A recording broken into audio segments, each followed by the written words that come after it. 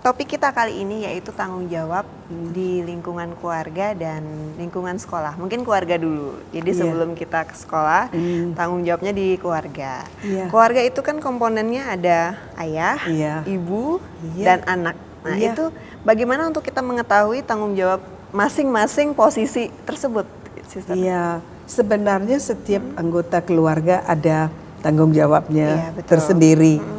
Kadang-kadang karena sayang ibu pada anaknya atau sayang ibu pada suaminya, dia ambil semua tanggung jawab dan dia menjadi capek. Maka di situ tidak ada semacam keseimbangan mengatur diri. Maka masing-masing harus melakukan atau memikul tanggung jawabnya sendiri supaya tidak dibebani pada orang lain. Kadang-kadang tanggung jawab orang lain diambil oleh seseorang yang merasakan misalnya kasihan pada anaknya yang harus membersihkan misalnya kamarnya. Itu sikap seperti itu tidak bagus karena kita tidak memberi satu komitmen pada anak kita untuk bisa mandiri. Maka dari kecil kita mendidiknya untuk bisa jaga kebersihan kamarnya, bisa melakukan PR-nya dengan baik, bisa menjaga kebersihan pribadinya, badannya, pakaiannya. Dan ibu harus membantu. Tapi jika ibu terus menjaga semua itu, dan anak itu bebas, dia menjadi ceroboh anak itu. Kalau misalnya kita mungkin orang tua itu kan ada ayah dan ibu, seperti itu. Ayah, ibu, ayah itu tanggung jawabnya seperti apa, Sister, kalau dalam keluarga dan ibu? Mungkin banyak sekali orang yang bingung, atau mungkin banyak sekali ada beberapa fenomena bahwa tanggung jawab istri diambil oleh ayahnya, tanggung jawab ayah diambil oleh istrinya. Itu seperti apa, Sister, untuk mengetahui? Sebenarnya tidak ada misalnya perpisahan yang ketat tidak ada. Tapi jika suami istri, ibu bapak bisa saling diskusi bagaimana keputusan bisa diambil, keputusan apa yang paling cocok. Jika antara mereka berdua ada satu kesepakatan, maka mereka bisa sama-sama menunjukkan pada anak mereka bahwa mereka itu bersatu, bahwa mereka itu sama-sama saling mendukung, maka anak itu juga akan menghormati orang tuanya.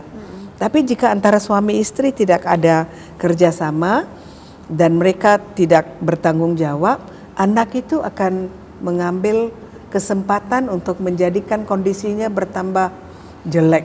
Bisa jadi begitu.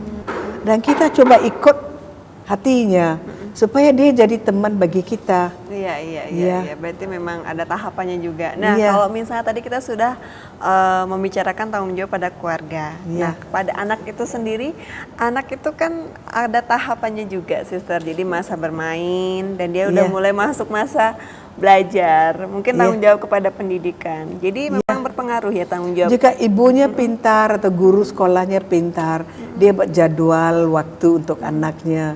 Anda bisa bermain untuk 2 jam per hari, tapi harus buat PR 2 jam, kemudian sembahyang 1 jam, buat jadwal waktu, bantu ibu untuk 1 jam. Itu dari keluarga memang dari sudah keluarga dan dari sekolah juga, dari sekolah. Karena apa yang dia dengar di rumah juga didukung di sekolah, itu memantapkan pemikiran anak-anak bahwa mereka harus begitu. Tapi jika sekolah memberi nasihat yang lain, anak itu menjadi bingung mana satu yang harus diikuti. Maka antara pihak guru dengan orang tua harus ada semacam persatuan di mana mereka bisa bertemu dan diskusi bagaimana kemajuan anak-anak di sekolah itu, apa peran orang tua untuk membantu sekolah, apa peran orang tua untuk menjadikan nama sekolah itu lebih baik, dan guru-guru itu juga bagaimana harus bisa menjadi lebih baik. Semuanya itu penting karena antara orang tua dengan guru dengan anak ada satu ikatan karma, satu ikatan tanggung jawab kali. Maka tanggung jawab itu harus dipikul oleh setiap orang. Adakah dia dewasa, adakah dia masih kanak-kanak, masing-masing ada porsi tanggung jawabnya. Dan jika itu bisa disepakatin dengan baik, pasti keluarga itu, sekolah itu, community itu menjadi bahagia dan harmonis. Nah, mungkin pemirsa Data TV juga di rumah bertanya-tanya kepada kita. Jadi gimana saya cara memberitahukan kepada anak saya bahwa itu adalah tanggung jawab yang positif? Mungkin seperti itu. Mungkin orang tua bisa beritahu anaknya jika anak buat kerja seperti ini atau anak mempunyai sikap seperti ini, inilah manfaat. Anda pasti dapat nilai yang bagus. Ya, inilah betul. Manfaatnya. Anda akan dapat oleh-oleh dari bapak. Ya, kita bisa berlibur di mana gitu. Maka dia dapat semacam satu hadiah, pancingan. Maka semua disiplin ada satu manfaatnya. Jika dia tahu manfaat, anak itu bisa berpikir. Iya. Berarti kalau misalnya kita sudah memberikan suatu gambaran tanggung jawab positif, dan apalagi tadi sudah diberikan, ya mungkin bisa dikatakan iming-iming hadiah. Iya. Seperti itu bisa berpengaruh juga dalam pendidikan. Bisa, lebih-lebih lagi jika mereka masih ingin kan misalnya sepeda gayung, maka kita katakan Anda dapat ranking dalam angka 3, dapat sepeda gayung. Maka dia ada satu destinasi, satu tujuan. Keinginan mungkin. Iya. Keinginan kuat untuk mendapatkan itu. Benar. Apa itu tidak nanti akan, kalau misalnya dia tidak mencapai seperti itu, apa dia tidak akan jadi anak itu sedih? Nanti orang tua bisa katakan baik sekarang tidak jadi, tidak ada masalah, untuk ujian akan datang, coba. Maka oleh-oleh itu masih tunggu, begitu. Kasih dia kesabaran, kasih dia harapan, tapi jangan mengkritik. Supaya dia ada kemauan untuk mencoba lagi. Berarti kalau untuk anak-anak itu kalau bisa kita meminimalis kritikan, mungkin seperti itu ya, Sister ya. Karena kalau anak-anak sudah terlalu banyak dikritik, dia mungkin dia merasakan itulah dia. Dirinya jadinya tidak berarti, mungkin bisa dikatakan seperti maka itu ya, Sister. Harga dirinya jatuh, mungkin dia merasakan dirinya tidak berguna, tidak pintar, dan itu bisa menjadikannya pribadi yang tidak ada keyakinan pada dirinya sendiri. Berarti hati-hati mungkin ya, harus lebih berhati-hati untuk memberitahukan tanggung jawab seperti itu.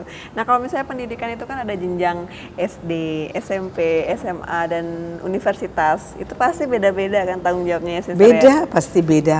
Karena tanggung jawab itu dinamis. Kita lihat bagaimana situasi itu, bagaimana kebutuhan orang yang berinteraksi dengan kita, dan apakah porsi kita, tanggung jawab kita pada orang itu terus berubah ya. Iya. Sesuai dengan emang situasi kehidupan ini adalah perubahan. Iya, betul, kehidupan tidak statik, maka kita terus bergerak mengalir dengan waktu, dengan kebutuhan, dengan perubahan, kita mengalir. Iya, kalau misalnya mungkin saya ingin membahas sedikit tentang meditasi dalam tanggung jawab ini. Keluarga bisa meditasi sama-sama, itu juga bisa membantu. Bagus. Jika mereka sembahyang bersama, meditasi bersama, makan bersama, itu mengikat keluarga. Dan itu juga membantu mereka bekerja sama dengan lebih harmonis. Dan itu sangat-sangat bagus. Luar biasa. Mungkin terakhir, Sister, manfaat tanggung jawab di keluarga dan di pendidikan itu seperti apa sih sebenarnya? Itu Sister? pasti tidak ada penyesalan. Di situ ada kesuksesan, ada perasaan puas, dan setiap anggota keluarga bisa mandiri. Iya. Itu diharapkan mandiri dan bahagia. Iya, luar biasa, Sister. Topik kita kali ini tanggung jawab pada keluarga dan pada lingkungan sekolah. Mudah-mudahan bisa bermanfaat untuk pemirsa Data TV yang sekarang memiliki anggota keluarga yang utuh seperti itu. Ya, Sister, dan anak-anak yang lagi sedang belajar. Mudah-mudahan juga bisa bermanfaat. Terima kasih, Sister. Mudah-mudahan bisa berjumpa lagi. Terima kasih. Dan pemirsa Data TV, mudah-mudahan topik kita kali ini yaitu tanggung jawab pada lingkungan keluarga dan sekolah bisa bermanfaat untuk Anda.